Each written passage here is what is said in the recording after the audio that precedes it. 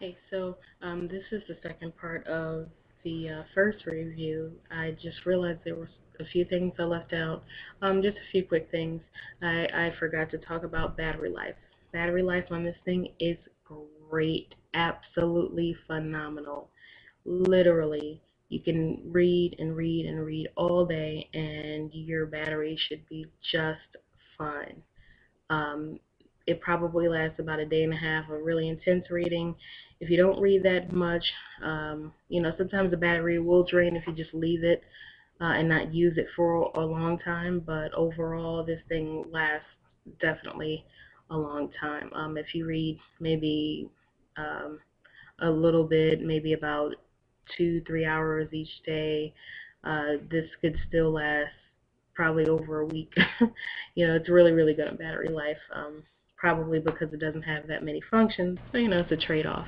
Um, Overall use, performance, and navigation wise, as I was saying in the previous uh, one, that it's it's a little difficult to navigate sometimes with these buttons.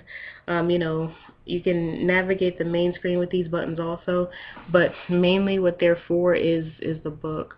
The only thing is sometimes it takes a while for the book to load up, and that's simply because this uses something called e-ink, and it's something from Adobe, I believe, and sometimes it makes it a little difficult to navigate. It takes a while. If you're a person who's like really, really, you know, uh, impatient, is just not. This is probably not the device for you because it might take a second or two to load the next page. It's not just like that, like a regular tablet would be. It's definitely not. So I'm not sure if you can see it, but okay, if I press this, you see sometimes it's a little faster than others, but sometimes it does take a little while to load, depending on, especially if you're going from one area of this to another. If I'm switching from one book to another, it might take a little longer. Um, Not really reflecting that here, but definitely you'll understand. Sometimes it does take a minute. You see as that. A lot of times you'll get a delay in certain things, or depending on how the book is formatted or whatever. So just wanted to give you that little tidbit and everything, but definitely it's it's not the easiest thing to use. It Navigation wise, it's really difficult, as I was saying, this little, because you really only have this to navigate uh, the rest of the Nook. Once you get into a book, it's not bad at all. Once you get into the book, you just press the buttons and stuff like that.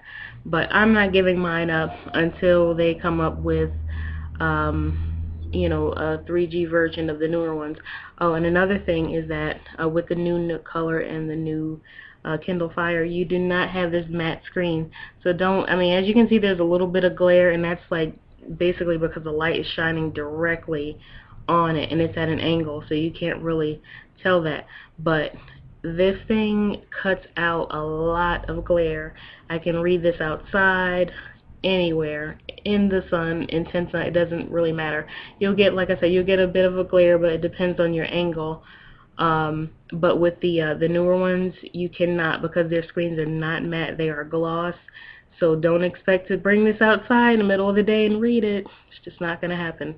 All right. So as I said before, this device is rocked. It is not locked, but they need to change the lending policies, and that also goes for the Kindle. So hope you enjoyed my review, and I'll see you next time.